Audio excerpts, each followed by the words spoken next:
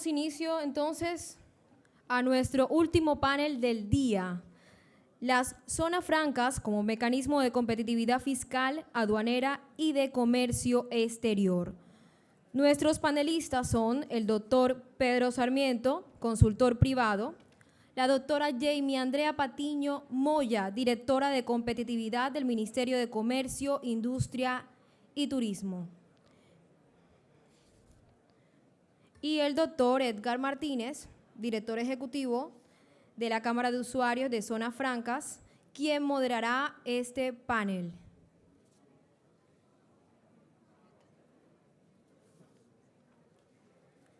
Continuamos entonces con nuestros dos panelistas. Tienen ustedes la palabra.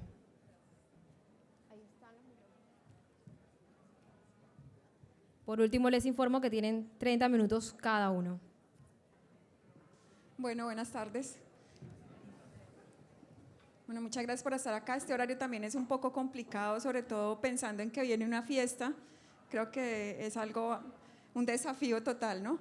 Bueno, pero tratemos de concentrarnos un momento acá y luego nos vemos más tarde en la fiesta. Bueno, antes que nada, muchas gracias por invitarnos a hablar sobre competitividad. Competitividad es uno de los temas que más me apasiona y es uno de los temas que claramente está a cargo de la dirección, que tenemos en la dirección. Y hoy, ¿qué quiero presentarles? Quiero presentarles cómo las zonas francas son un eje estratégico en la política de desarrollo productivo del gobierno nacional. Cómo juegan ese papel estratégico en la política de desarrollo productivo de largo plazo o política industrial. Eso es lo que quiero presentarles hoy y luego pues concluir por qué todo este mecanismo que son las zonas francas, pues lo que hacen es promover la competitividad y no solamente la competitividad de las empresas que están al interior de la zona franca, sino también la competitividad de la región en donde se instalan. Perdón, ¿dónde tienes?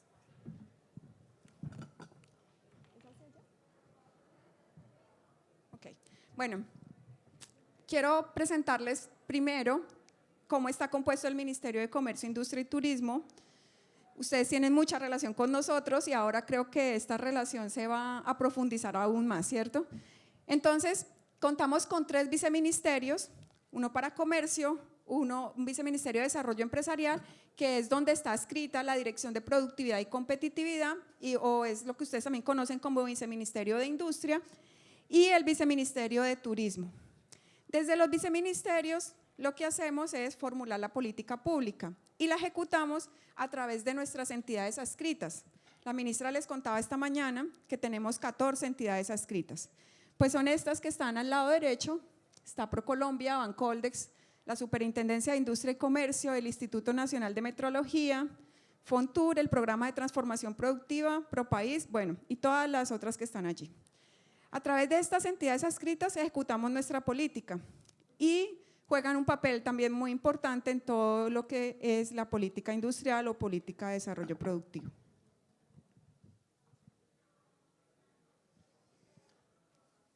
Entonces, ¿cuál es el objetivo de la política? Antes de mencionar o antes de que observemos cuál es el papel estratégico de las zonas francas en ella, el objetivo principal es aumentar la productividad de las empresas. ¿Para qué? Para diversificar y sofisticar nuestra oferta, porque aún seguimos muy concentrados en la producción agrícola y en la producción minero-energética. Entonces, lo que necesitamos es diversificar y sofisticar nuestra producción, producir cada vez más bienes y servicios con valor agregado. Entonces, en eso está enfocada esta política. Ahora, esta política tiene 7 estrategias fundamentales. La primera de ellas es innovación y emprendimiento, y en esta estrategia lo que buscamos es precisamente promover actividades en innovación, promover que los empresarios cada vez se atrevan a innovar, que los emprendimientos en etapa temprana consigan financiación, que perdamos el miedo al fracaso también, que está muy asociado con el tema de la innovación. ¿Y por qué? Porque queremos de nuevo generar bienes y servicios de alto valor agregado y la mejor forma de hacerlo es innovando. Entonces queremos promover esta innovación, la transferencia de conocimiento y tecnología. también es muy importante, y acá tenemos un programa que es nuestro programa bandera desde la dirección, y es el programa de escalamiento a la productividad. ¿Qué buscamos en este programa? Buscamos precisamente que se genere transferencia de conocimiento y modernización tecnológica. Pero transferencia de conocimiento, ¿cómo? Buscamos que los empresarios entiendan a través de un diagnóstico que les haga un experto al interior de su empresa en qué áreas necesitan mejorar. Luego de ese diagnóstico se elabora un plan de mejora y luego se acompaña al empresario en la implementación de ese plan de mejora. Todo esto para promover el mejoramiento de su productividad. Todo esto para incrementar la productividad. Porque uno de los principales problemas que enfrentan nuestros empresarios es que no saben bien en qué parte deben mejorar sus procesos productivos. Entonces, este programa de escalamiento de la productividad pues busca hacer precisamente la transferencia de conocimiento para incrementar nuestra productividad. En capital humano buscamos cerrar las brechas de capital humano y ahí estamos haciendo un trabajo muy bonito con la ANDI, con el SENA, el Ministerio de Educación y otras entidades precisamente para adecuar el capital humano a las necesidades de ustedes, de los empresarios. Entonces queremos que el capital humano que estamos formando cuente con las habilidades, los conocimientos y las destrezas que ustedes requieren, porque es una de las principales quejas, por decirlo de esa manera, que recibimos de los empresarios y es una de las principales falencias que tenemos. En calidad, esta es otra estrategia de la política de desarrollo productivo, buscamos incrementar los estándares de calidad de nuestras empresas.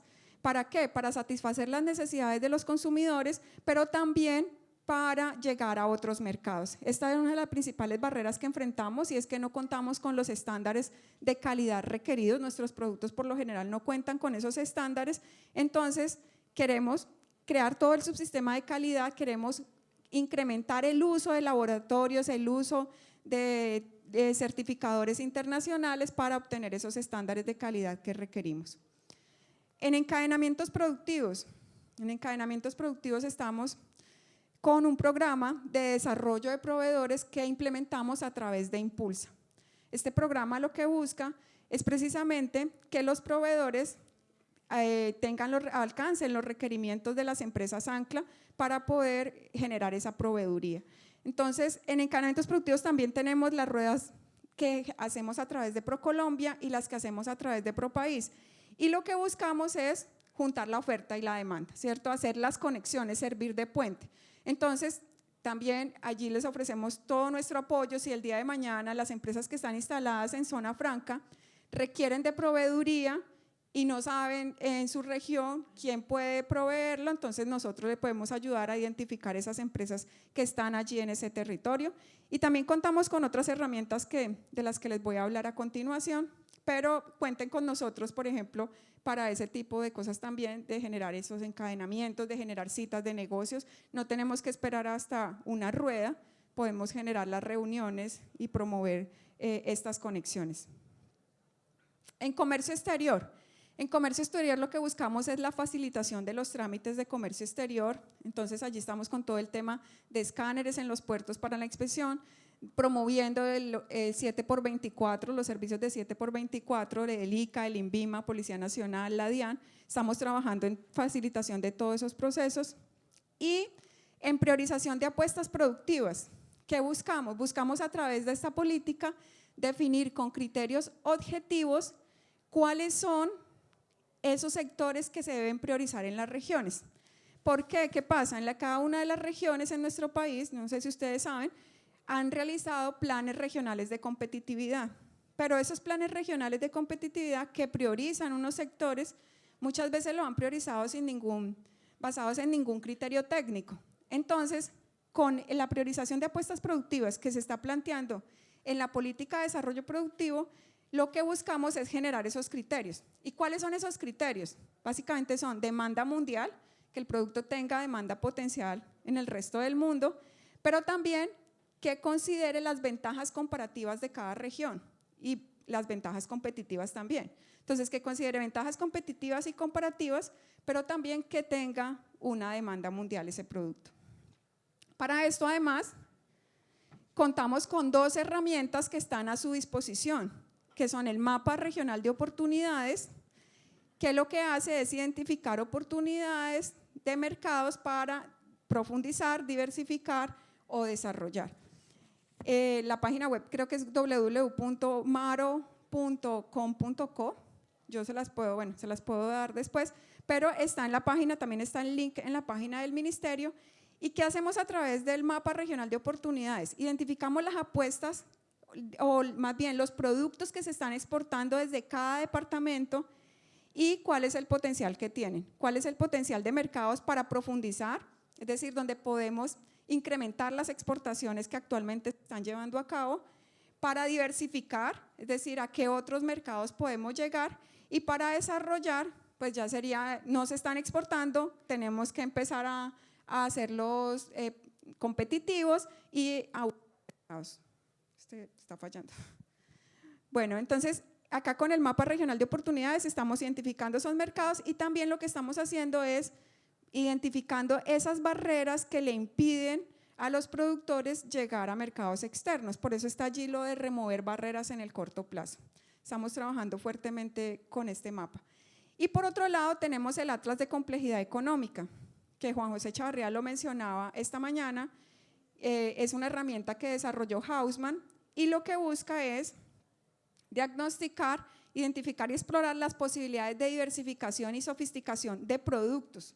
Esto está por ciudades incluso. Entonces, ¿qué pasa? Ustedes ingresan a la página del Atlas de Complejidad Económica y pueden seleccionar un producto. Allí les aparece si ese producto si está generando, si está llevando a cabo la producción de ese bien en esa ciudad o ese departamento o esa región, y además le dice cuáles son los potenciales encadenamientos que se pueden generar a partir de ese producto. Entonces, era algo así como lo que explicaba María Claudia Lacutir esta mañana, y era, se está produciendo banano en Urabá, entonces ahí le va a aparecer el banano, pero también le van a aparecer todos los potenciales encadenamientos o los potenciales productos con los que podría generar a partir del banano. ¿Sí? Es muy útil esa herramienta y de verdad muestra la cantidad de potenciales encadenamientos que se pueden generar y la proveeduría que ustedes podrían tener al momento de elegir instalar una zona franca en un determinado lugar.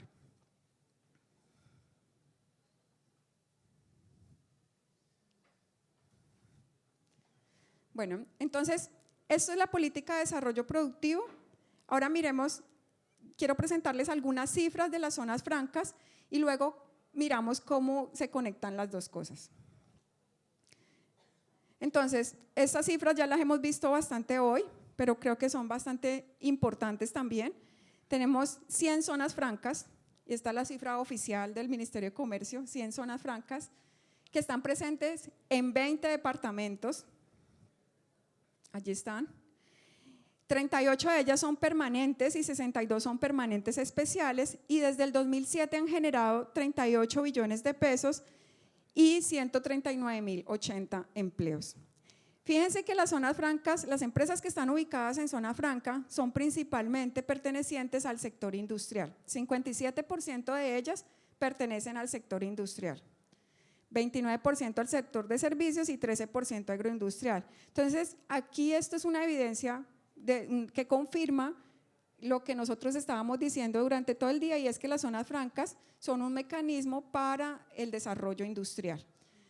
Y en el sector industrial pues se destaca el sector automotriz, bebidas, alimentos, cementos, vidrios. Hay muchas industrias que se están llevando a cabo en zonas francas. Fíjense que es dinamizador del desarrollo industrial también. ¿Cómo se evidencia esto? En el 2015, el 66.9% del valor de las ventas de las zonas francas, de las ventas de mercancías desde las zonas francas, pertenecía al sector industrial. 66.9% de las ventas pertenecen a empresas del sector industrial en el 2015. Y ese porcentaje pues se ha mantenido en ese promedio desde 2011 más o menos. Entonces, fíjense, en los últimos 10 años las ventas industriales de las zonas francas se han incrementado en un 22%. Definitivamente son un dinamizador del desarrollo industrial las zonas francas.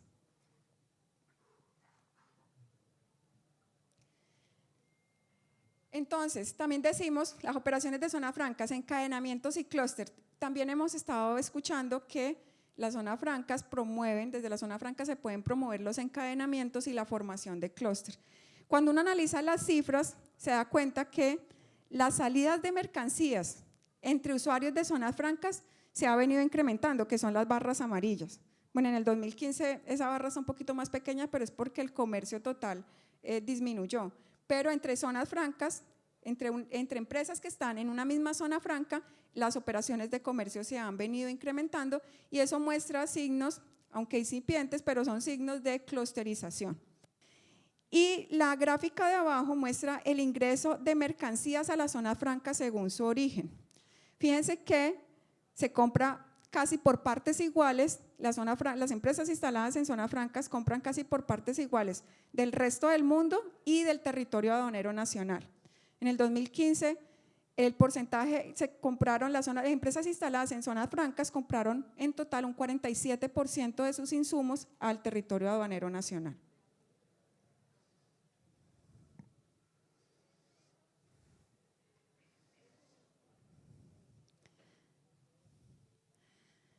Y si uno también analiza el ingreso de bienes del resto del mundo para ser transformados en las zonas francas y también de servicios para ser transformados en las zonas francas, pues y analiza el 2015, se da cuenta que ha venido creciendo la cifra cada vez de bienes y servicios que ingresan para ser transformados en una zona franca y también la salida de bienes transformados desde las zonas francas al resto del mundo también se han incrementado.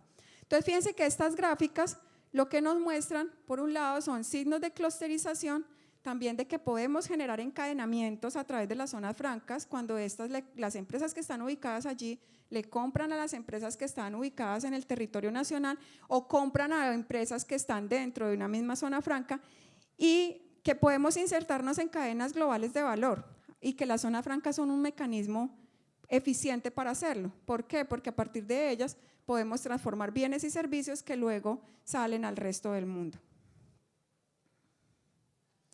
Las exportaciones totales en enero de 2016 comparado con enero de 2015 pues crecieron un 44.4%, mientras que las exportaciones del resto de las empresas que están ubicadas fuera de zonas francas decrecieron un 36.6%.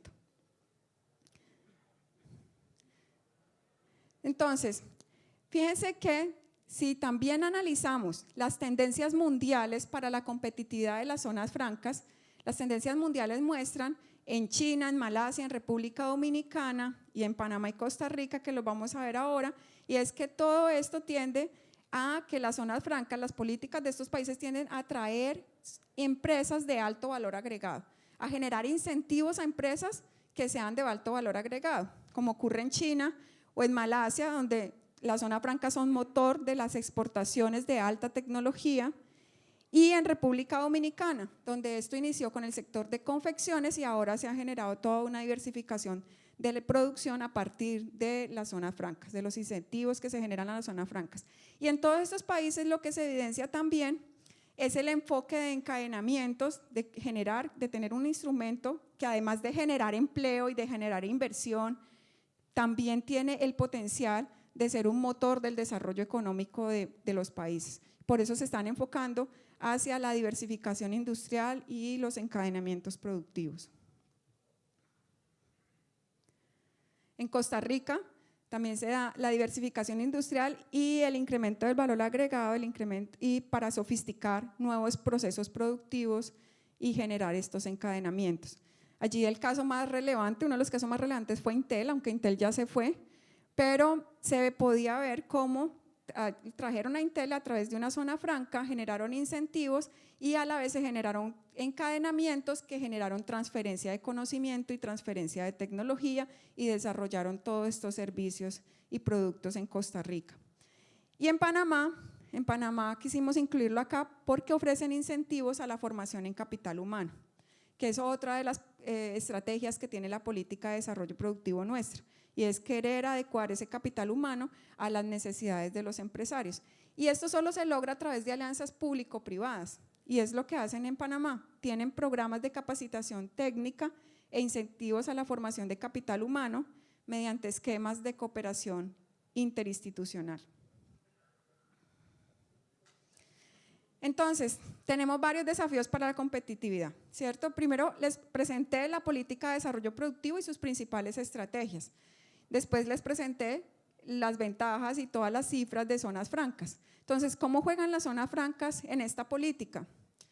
Tienen un papel súper importante. ¿Por qué? Porque a través de las empresas que se instalan en zonas francas, que la gran mayoría son grandes empresas, son multinacionales, podemos generar transferencia de tecnología y transferencia de conocimiento y desarrollar proveeduría nacional.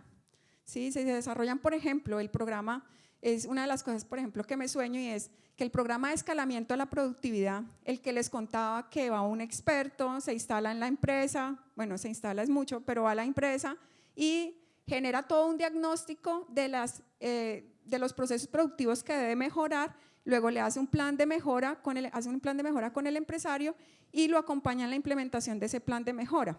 ¿Qué podríamos hacer, por ejemplo? Que con las grandes empresas generemos estos mecanismos de mejora de la productividad con sus proveedores, ¿sí? Que las grandes empresas convoquen a sus proveedores y básicamente les digan, les expresen la necesidad que tienen ustedes de que mejoren la productividad. ¿Por qué? Porque si sus proveedores mejoran, pues reducen costos. Cuando mejoran la productividad, reducen costos. Y si reducen costos, pues van a reducir costos también a la empresa ancla, ¿cierto? Y si reducimos de los costos, pues definitivamente vamos a ser más competitivos tanto en el mercado nacional como en el mercado internacional.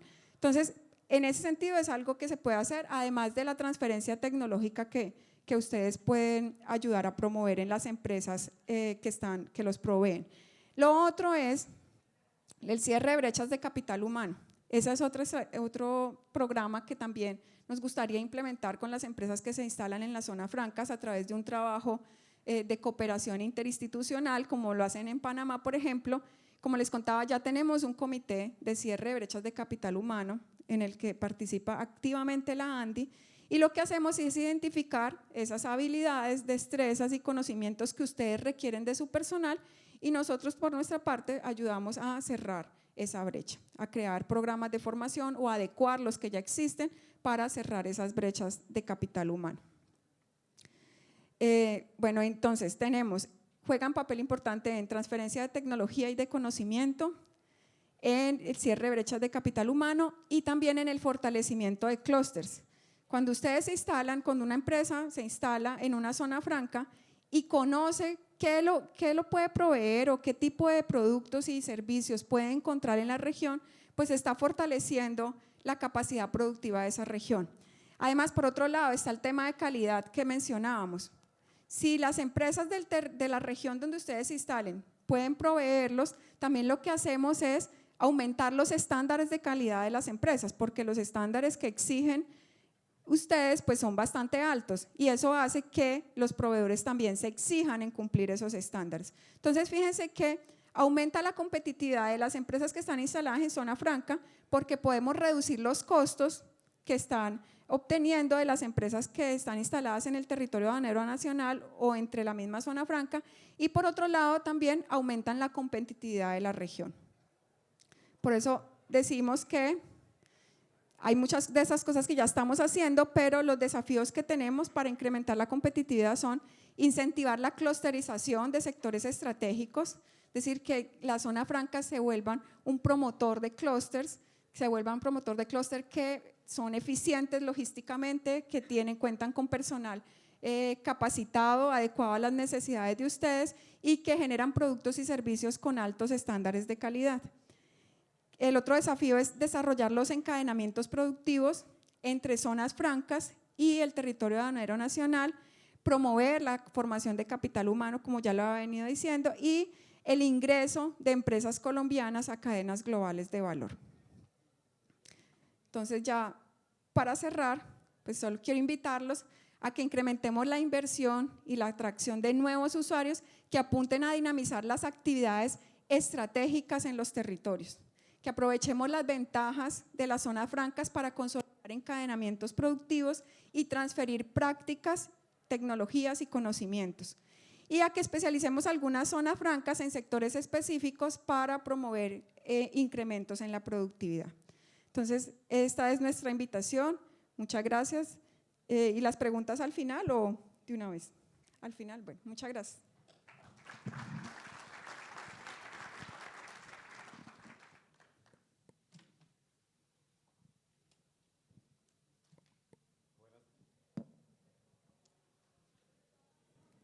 Buenas tardes, mucho gusto de estar con ustedes y un especial agradecimiento a la Cámara de Zonas Francas por la invitación y por el placer de compartir con usted escenario, doctora Jane.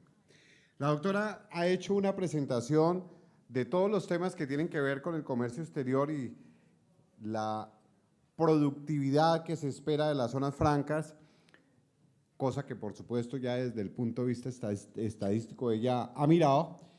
Yo voy a comenzar a hablar de eso, pero basado fundamentalmente en los temas que tienen implicaciones de impuestos, cuándo sí, cuándo no, qué peligros hay, qué nubarrones se aproximan y qué tenemos que hacer. En primer lugar, quiero mencionar que de todos los escenarios, el peor de todos es no tener un decreto de políticas de zona franca. Porque no tener un decreto en un escenario de reforma tributaria es no tener una línea política del gobierno en materia de las zonas francas. Entonces, yo sé, porque hemos estado cuidadosamente muchos dedicados al análisis y a la presentación de observaciones al gobierno, que todo puede ser perfectamente mejorable, pero que definitivamente el contar con un decreto nos da una línea perfecta y vamos a ver razones por las cuales consideramos que así debe ser. Estoy buscando el aparatico de correr. ¿Y por qué decimos que puede darse este fenómeno? En primer lugar, porque lo primero que tenemos que mirar es la tarifa del impuesto sobre la renta. Yo creo que no hay ninguna duda que hoy la tarifa del 15% para zona franca es importante y que es tarifa, no es una exención, no tiene ninguna otra estructura tributaria diferente a ser una tarifa. ¿Eso qué quiere decir? Que después de depurar toda la renta de este contribuyente y aplicar lo que corresponde, la tarifa aplicable a la base gravable es el 15%. ¿Y por qué eso puede extrañarnos? Porque ya en el terreno de los análisis muchos han comenzado a decir, ¿y por qué el 15%? ¿Y por qué no debe ser igual? ¿Y por qué adicionalmente genera distorsiones? Y así queramos sostener nosotros la opinión del 15%, nos estamos enfrentando, por ejemplo, a las opiniones específicas de la Comisión de Expertos para la Equidad y la Competitividad Tributaria, que adicionalmente son aquellas personas que están hoy opinando, y ya lo hicieron a través de los documentos, sobre cuál es el mejor escenario para el país. Y además ellos lo dijeron en términos absolutamente expresos, que se consideran que son beneficios excesivos, que generan distorsiones por estar dirigidos a un solo grupo. Ellos calculan aproximadamente 600 beneficiados y adicionalmente, en opinión y con mucho respeto, creo que no hay un análisis de fondo por parte de la Comisión para poder suponer que definitivamente aquí hay una distorsión en las tarifas, y ellos traen cifras, por ejemplo, simplemente para que las miremos, diciendo que el costo fiscal para el año 2012 fue de 200.000 millones y en el año 2013 de 218.000 millones, y que eso es un efecto nefasto para la economía y que por lo tanto el término de la tarifa para el impuesto sobre la renta hay que mirar varias cosas. Igualmente dicen que muchas empresas no desarrollan procesos productivos, sino pequeñas transformaciones o productos elaborados, y que figuras como el procesamiento parcial fuera de la zona franca se han convertido en algunas ocasiones en la verdadera atracción de la zona, porque todo se hace afuera y adentro solamente se causa el impuesto sobre la renta. A estas voces se unen las de hoy tan de moda de la OCDE. Oíamos que nuestro señor ministro no vino aquí a Colombia porque está dando un informe a la OCDE. No somos miembros de la OCDE, pero como todos los países con pretensiones de nuevo rico, queremos estar en la OCDE porque ahí están los países ricos, y los países ricos establecen procedimientos espectacularmente costosos para controlar los impuestos, y aquí démonos cuenta que hemos explicado a través de la circular 3 que hay que suspender el decreto 390 porque no estamos preparados para poder atender un sistema aduanero moderno y en lugar de dotar de recursos a la DIAN para que pueda hacer un desarrollo absolutamente urgente y necesario para el control aduanero, pues tenemos que comenzar a ver cómo dilatamos en 180 días la aplicación correspondiente y van a ver ustedes que mientras no den la platica y no nombren gente y no les suban los sueldos y no estoy abocando nada a mis compañeros de la DIAN, pero eso hay que hacerlo para tener un sistema aduanero efectivo. Y la OCDE hoy está diciendo que adicionalmente se trata de entidades, las zonas francas, de difícil supervisión.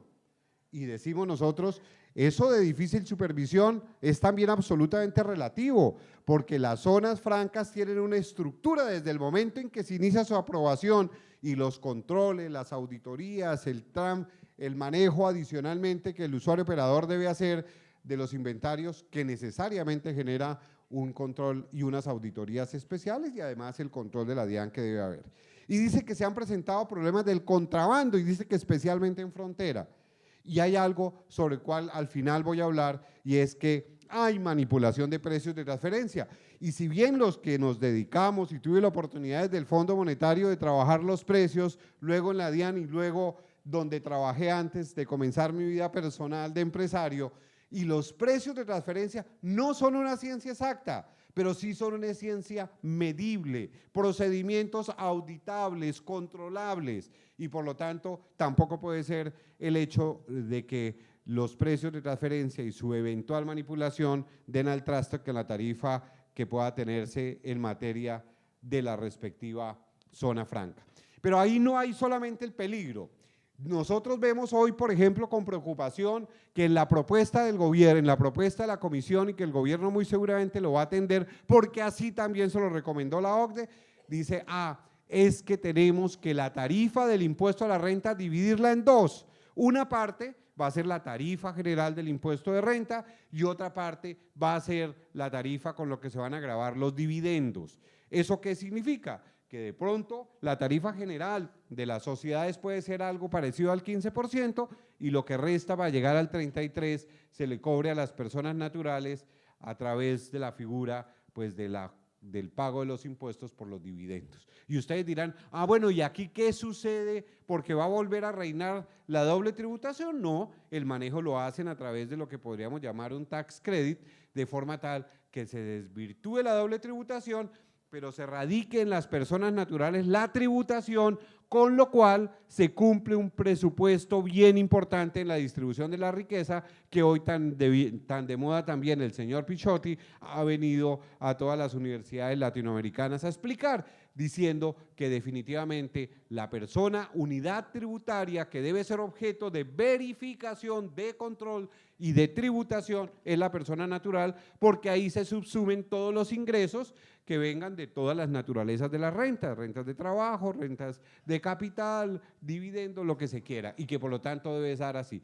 Si hay una distribución de las tarifas de manera definitiva, me parece que el régimen específico y las zonas francas deben dar una lucha especial para justificar la tarifa especial que debe seguir manteniéndose para que ese principio pueda seguir siendo una de las formas de atracción de las zonas francas. Porque usted tiene toda razón, doctora, cuando hace toda esa presentación, pero yo le digo, todas esas bondades maravillosas que usted presenta no atraen el capital extranjero cuando no hay un tratamiento tributario favorable. Eso no nos digamos mentiras. Eso son cosas bonitas, por supuesto que hay que hacer, pero los capitales van por el mundo buscando posiciones tributarias favorables y no hay que tenerle miedo. Yo oía al pasado director de la DIAN que de manera enfática hablaba como si se tratara de una herejía cuando se hablaba de la posibilidad de tener tarifas y además inclusive deducciones especiales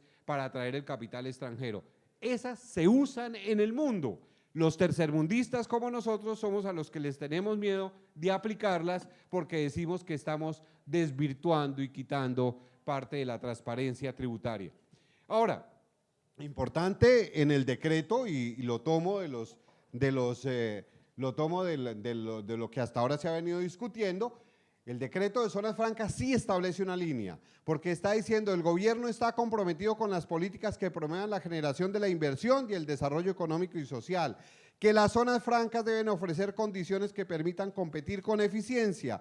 Y algo que traigo a colación, porque me encanta, mi querida doctora, es darle seguridad jurídica a esos clientes que usted estaba mencionando acá, y eso se da a través de la posibilidad de interpretar la ley tributaria y la ley aduanera no a costumbre de lo que puede estar ocurriendo al compás de los pasos. Acordémonos que el sistema informático en algún momento no puede hacer algo, entonces hay que expedir una norma para que la norma se acompase al sistema informático y no al revés. Y aquí se está hablando de que tenemos que tener como criterios de interpretación, no solamente ahora, de la legislación que va a regir la política de las zonas francas en el espíritu que la Constitución da, sino se habla del Código de Procedimiento Administrativo en la primera parte para interpretar la ley de la zona franca o el decreto de la zona franca, el Código Contencioso Administrativo, y trae a colación la ley 1609, que no es cosa diferente que la ley de aduanas,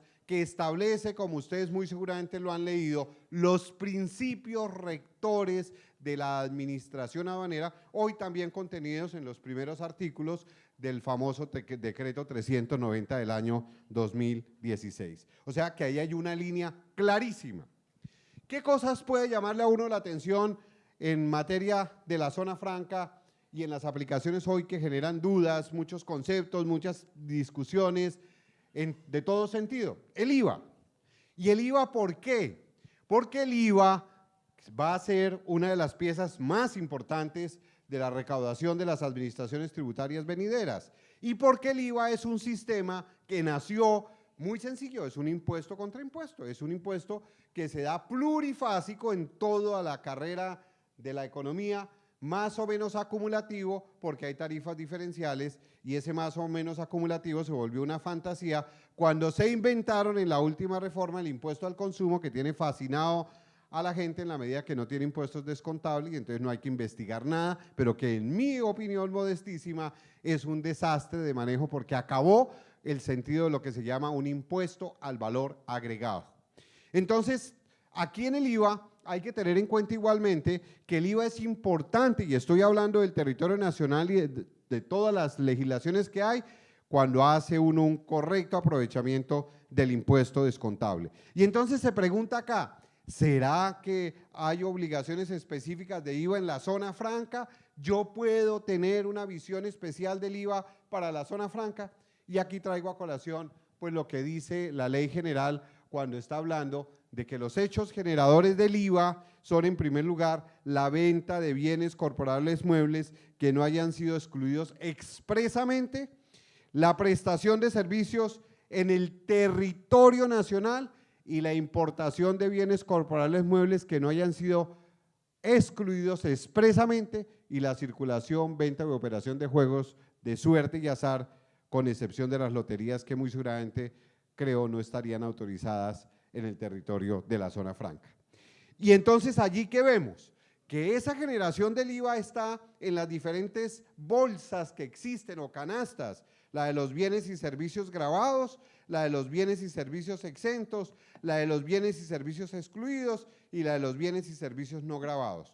Unos que dan derecho al impuesto descontable y otros que no. Y me detengo solamente un momento en los bienes y servicios excluidos, porque ya las decisiones de la Comunidad Andina habían advertido al país hace 11 años que deben eliminarse los bienes excluidos en la medida que cuando hay un impuesto que se paga en la producción o la prestación de esos servicios, como no puede llevarse como impuesto descontable, se convierte en mayor valor del bien, y eso genera una verdadera distorsión en el manejo de los bienes producidos en el territorio nacional y eventualmente en la zona franca, si hay lugar en algún momento al cobro del impuesto a las ventas en zona franca, que ahora lo vamos a ver. La comisión de expertos también está recomendando la eliminación de los bienes excluidos, y entonces lo que debe haber simplemente en el futuro son unos bienes gravados a unas tarifas generales, ya advirtieron una del 19%, unas tarifas diferenciales hacia abajo para algunos bienes que consideren que son importantes de gravar, pero a una tarifa menor porque soportan determinado tipo de impacto social, y unos gravados hacia arriba, que son los bienes suntuarios, que en aras de esa tarifa disminuyen la llamada regresividad del impuesto sobre las ventas. Esa es la estructura del impuesto a las ventas en todo el territorio nacional. Pero veamos que aquí tenemos dos consideraciones, una cuando es servicios y otra cuando es bienes corporales, muebles gravados.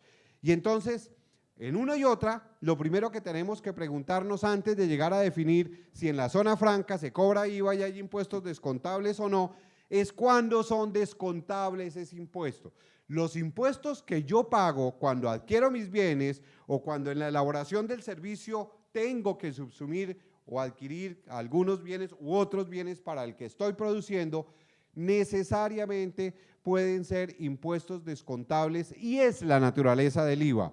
Si no hubiese impuestos descontables, sería un impuesto parecido al ICA, o sea, un impuesto bruto. La totalidad de lo que yo pago en la base gravable le aplico una tarifa y ahí quedó. Aquí se trata de un impuesto contra impuesto, valor agregado. Yo lo que le debo pagar a la autoridad es la diferencia, es decir, sobre la utilidad o de la diferencia de valor que estoy llevando, y lo demás lo llevo como impuesto descontable.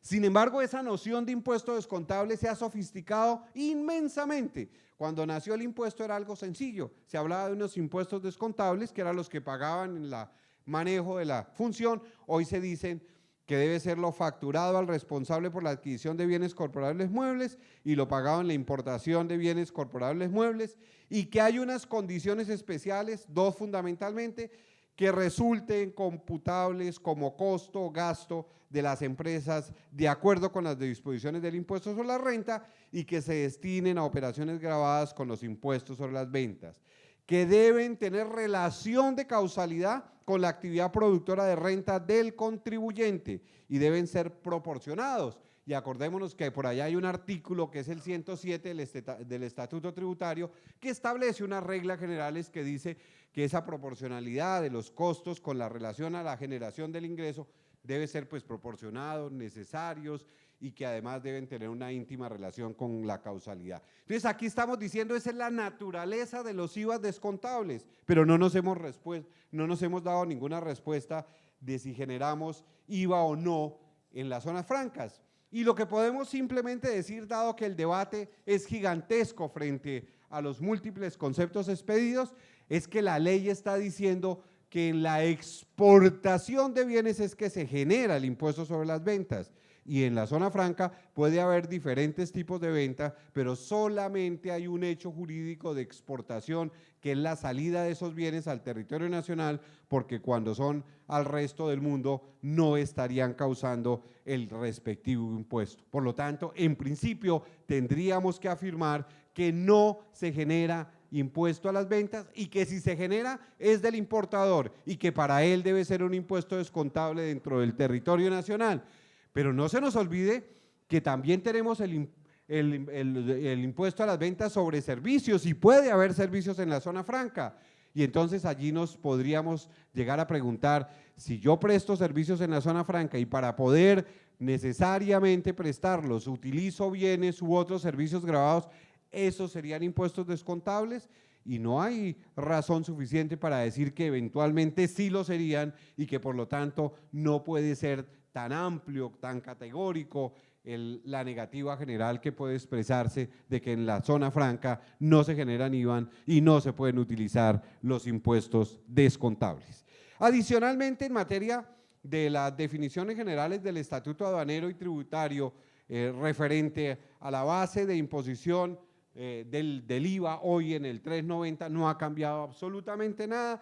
La aplicación, como hoy lo llaman, de los derechos e impuestos en la regulación aduanera, que están considerados en el artículo 24 y 26 del 390, nos están diciendo que la base gravable se establecerá a partir del valor en aduana adicionando el valor de los derechos de aduana conforme a la previsión del artículo 459 del estatuto, que es el que ha venido regulando el Estatuto Tributario, que es el que ha venido regulando toda la noción de la base gravable pertinente. Entonces nos preguntamos, ¿será que puede seguir existiendo la posibilidad de que salgan de la zona franca algunos bienes sin IVA? Sí, porque es que eso lo dice el Estatuto Tributario. Eso no es un invento para promocionar la evasión. Mientras la norma esté así, y es ley, no puede ser expedido por una circular secreta de medianoche, es ley. Es así como está organizado el fenómeno tributario del país y hasta que no haya reforma no puede establecerse, aunque obviamente en la última reforma se relativizó alguna forma que a nadie lo ha demandado, pero me parece que entre otras tendría algunas posibilidades y unos vicios de inconstitucionalidad el manejo que se le está dando a relativizar el pago a la salida de la zona franca del respectivo impuesto a las ventas. Llegamos al CRE. Que definitivamente nació en un exceso de creatividad, por eso se llama CRE, no es por lo demás, en un exceso de creatividad, con el objeto fundamental de dar paso a un elemento loable, que era la eliminación de toda la tributación sobre la nómina, y entonces pues la tributación sobre la nómina se elimina sobre la base de crear un impuesto que además tenía unas características bien interesantes, porque sobre todo al comienzo se decía que casi que se convertía en un flat tax, es decir, no tiene ningunos costos y deducciones. Flat tax fracasó en toda Europa. Los exsoviéticas casi quedan en la ruina por aplicar el flat tax. Y entonces, pero aquí el CRE nació como un flat tax y entonces dijeron, es que es muy importante porque todos los inventos que antes se habían hecho para evitar que algunos contribuyentes pagaran la tarifa plena, aquí lo estamos eliminando y entonces nos inventamos una cosa llamada CRE, tiene una base gravable, unas deducciones mínimas establecidas y si comparamos esos ingresos frente al impuesto de renta es mucho mejor negocio tener un CRE que tener el tradicional impuesto a la renta. Y sin querer decir que uno tiene muchas amigas pitonizas, aunque yo sí las tengo, en su momento llegamos a decir todos, mire que el gobierno va a utilizar el CRE como una forma de fortalecimiento y dése cuenta que después vino la sobretasa y después se inventaron esta otra norma en donde dijo, bueno, en las zonas francas que en principio no tenían CRE, entonces vamos a dividir entre el mundo de los nuevos y el mundo de los viejos y en el mundo de los nuevos les vamos a cobrar CRE.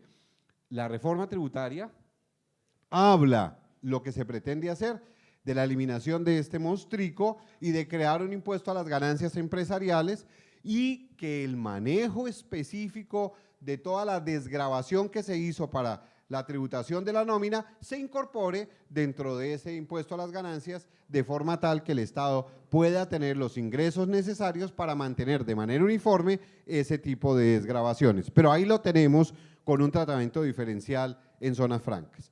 Los beneficios del artículo 481 del Estatuto Tributario, que son importantes, que de alguna manera no se ven a veces tan claramente expuestos en la legislación, que dijo la señora ministra que va a salir ojalá mañana y que ojalá de verdad salga.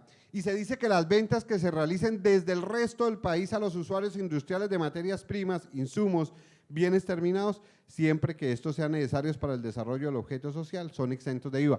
Pero es que esto no es una concesión gratuita, mis estimados señores.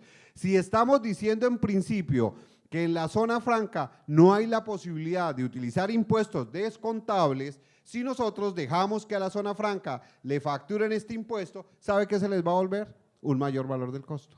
Entonces, por eso, con la sabiduría del legislador, que puede que no sea cierto, pero es una premisa universal, aquí se estableció para que a los bienes que fueran del territorio nacional, que en el territorio nacional fueran gravados, ingresaran a la zona franca como exentos, porque nunca pueden convertirse en impuestos descontables. Y en muchos de los casos donde hemos visto investigaciones de la DIAN al respecto del manejo de los IVAs, nos hemos encontrado sorprendentemente que en todos los casos hay unos pésimos manejos de esos impuestos descontables. Ah, es que no, a mí no me importa que me facturen a la entrada. Mire que sí le importa, porque se le va a volver mayor valor del costo. Ah, es que yo lo descuento. No, es que no es impuesto descontable. El industria y comercio. En el industria y comercio, las operaciones que se desarrollen entre compañías ubicadas en TAN y los usuarios de zona franca están sujetos al tratamiento general establecido para el impuesto de industria y comercio en la unidad territorial. ¿Qué es el impuesto, el ICA hoy? Es un impuesto en donde cada jurisdicción local, tildado en este momento de legislador, le encanta legislar en contra del municipio vecino. Entonces todos establecen una forma de liquidar el impuesto de una manera tal que están cobrando las actividades de los terceros por fuera. Por eso traigo a colación esta sentencia, que ojalá se la lean toda, que es la sentencia 19041 del 18 de febrero del año 2006, que dice una cosa bien interesante. Pónganle cuidado porque ahí está mirando el tema de afuera y el tema de adentro. Dice, la venta de mercancías realizadas desde el exterior por la casa matriz de una entidad que tiene filial en Colombia no causa impuestos de industria y comercio. ¿Por qué? ¿Cuándo no causa?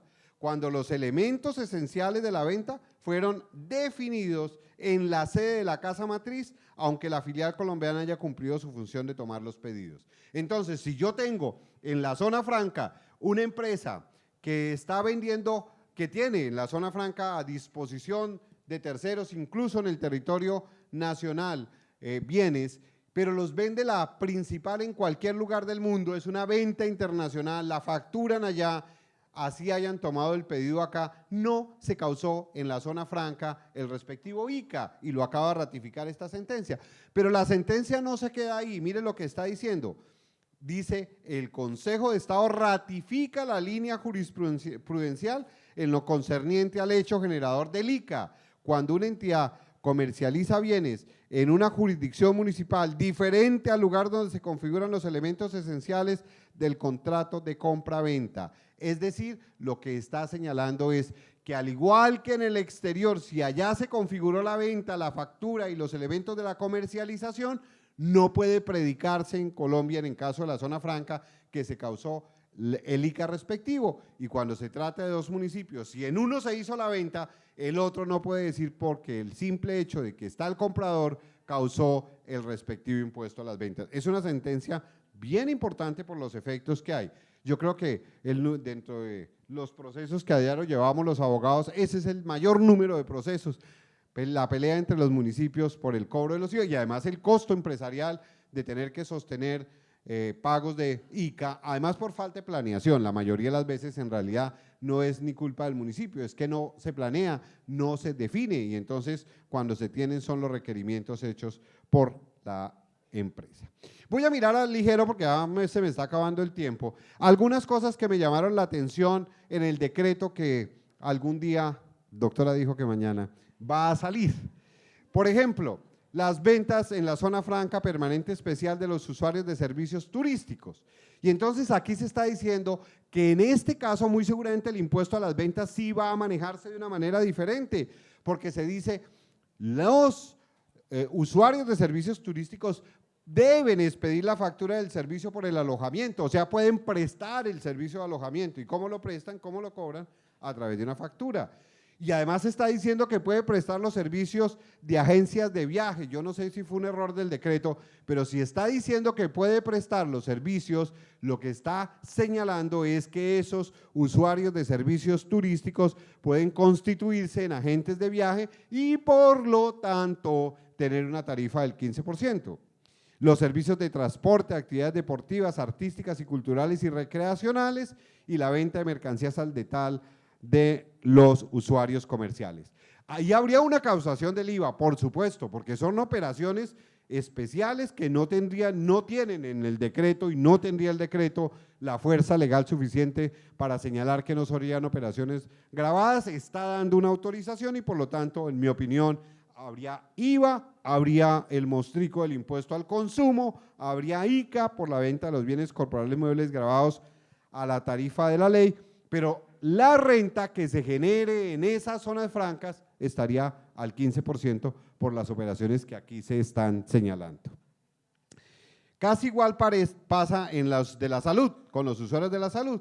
Se permite la venta al detalle con factura de bienes conexos con la salud, es decir, si yo tengo a alguien en una zona franca de la salud y adicionalmente necesito venderle a ese paciente que ya salió de la zona franca, hospital respectivo y está en su casa unos bienes, puedo hacerlo, porque pues al fin y al cabo es parte del fenómeno que hoy reconoce y facilita el nuevo decreto. Pero aquí dice otra cosa, dice, lo deben hacer empresas que no gozan del régimen franco, es decir, que ellos deben establecer su impuesto a la renta a la tarifa general. Pero sin embargo, si hace la venta en zona franca y aquellos bienes que se consideran gravados, porque si son los exentos o no los excluidos no habría, pero pues generaría el IVA respectivo. Y algo que me llamó la atención en las zonas francas transitorias, que las traigo a colación porque a veces me da la sensación de que se puede vender, pero en las otras me da la certeza de que no. El nuevo decreto dice que las zonas francas transitorias son las áreas delimitadas del territorio nacional donde se celebran ferias, exposiciones, congresos, seminarios de carácter nacional e internacional que revisten importancia para la economía y gozan de tratamiento tributario, aduanero y de comercio exterior. Y además señala que los bienes exhibidos se les autoriza el ingreso, el consumo, la distribución gratuita de muestras sin valor comercial, la distribución de impresos, catálogos, publicidad, materiales de decoración, artículos para demostraciones, alimentos y bebidas, pero no se está diciendo en ningún momento que se puede vender. Sin embargo, encontré que el artículo 84, que van a leer ustedes después o en los borradores, dice los bienes destinados a un evento en zona franca transitoria que no se vendan deberán ser destinados a la importación o reenviados al exterior. Entonces, si está diciendo eso, es porque obviamente se pueden vender. Entonces, mi doctora organice su proceso de venta. ¿Es una autorización tácita? ¿Será que se puede aprovechar? Bueno, pues por lo menos ahí está. Los privilegios generales otorgados son los mismos frente al acceso, libre acceso de los bienes producidos en zona franca al mercado nacional, lo cual se considera una importación, el almacenaje, el procesamiento igual, no tiene ningún cambio. Pero quiero detenerme 2 minutos en este principio de la exclusividad que tanta lora dio, y perdónenme la palabra de lora, en todas las últimas discusiones, el artículo 6. ¿Qué está diciendo? Los usuarios de zona franca deben estar instalados exclusivamente en el área, pues obvio, para eso fueron establecidos. O sea, aquí les está diciendo que no pueden estar por fuera de la zona franca y que no pueden tener bienes fuera de la zona franca. Tajante.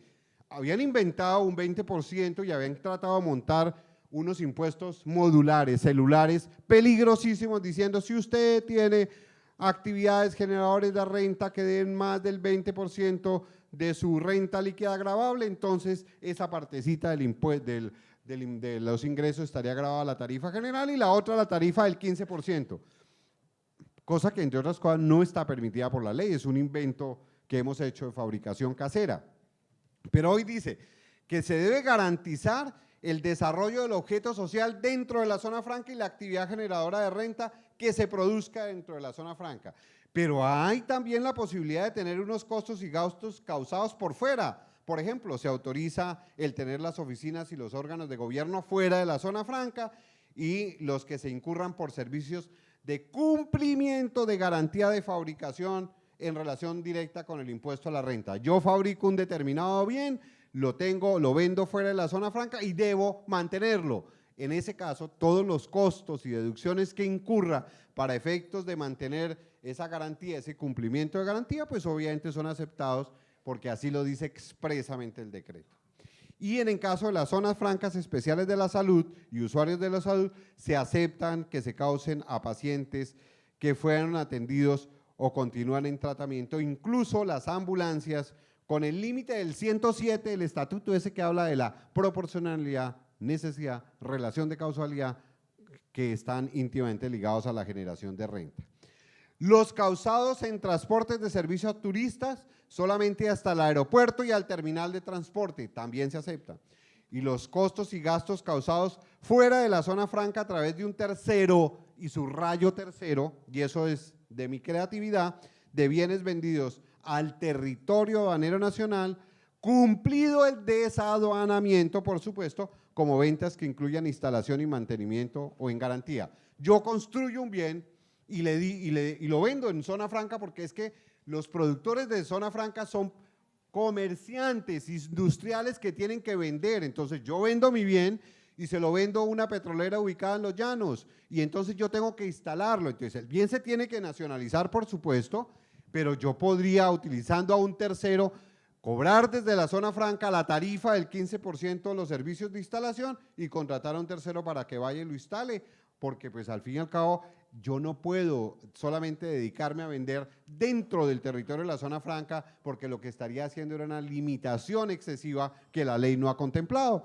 En ese caso, perfectamente viable, aunque conozco 1 o 2 casos de rechazo de los costos y deducciones porque utilizó un tercero para que fuera a hacer la instalación, pero me parece que como antes no se había hablado del principio de exclusividad, que es tan importante, pues muy seguramente se le dieron unas extensiones mayores. ¿Qué no quedó reglamentado y no se podría? No es deducible los costos de todos los showrooms, los centros o vitrinas de exhibición, los almacenamientos a través de los almacenamientos. No es que yo necesito tener en el territorio aduanero nacional una bodega para poder hacer la distribución y la venta. Se supone en principio que los artículos o bienes que son de propiedad de los usuarios de zona franca no deben estar fuera del territorio y por lo tanto esos depósitos no podrían utilizarse. Pero es que yo lo voy a amparar en un creativo y bien organizado contrato de mandato que hace que desaparezca de alguna manera la figura, o eso están de moda. No, es que es un contrato asociativo y entonces de esa forma tengo un socio oculto y uno visible, y entonces el oculto es el de la zona franca y el que aparece es el otro, y por lo tanto esa figura me daría lugar a que pudiera sacar los bienes y tenerlos en el territorio nacional para mejorar obviamente el proceso de comercialización. Muy seguramente sería útil y muy seguramente ayudaría al proceso de comercialización, pero así no está ni el decreto y muy seguramente las limitaciones seguirán.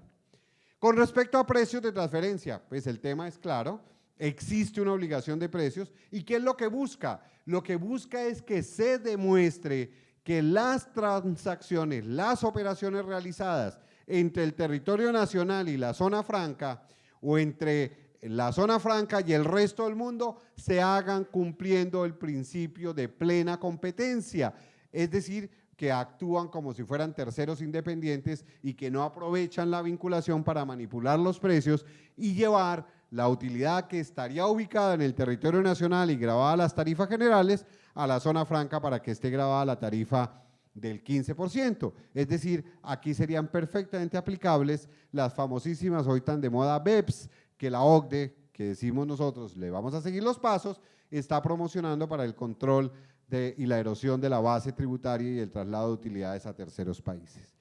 Va a haber unas transacciones y va a haber una reglamentación en los próximos días de las comercializadoras internacionales, ya no se me acabó el tiempo, entonces no entro en detalle, y además decimos como conclusión que la canalización de los reintegros por exportación son obligatorios, lo que hace que el manejo de la zona franca sea completa. ¿Cuál es mi recomendación final? La zona franca primero debe defender su tratamiento preferencial y lo debe hacer en el marco de la reforma tributaria, pero además debe planear sus estructuras de venta, debe tener lo que se denomina el manejo estructurado de todo el modelo de negocios para efectos de saber cuándo maneja una cosa, cuándo maneja la otra y protegerse de esos excesos de creatividad que a veces se pueden tener y que dan lugar a investigaciones tributarias, porque en la medida en que manejemos el régimen franco como lo establece la ley, pues estamos dando un paso a la credibilidad de un sistema que sí va a hacer transformar a este país. Muchas gracias.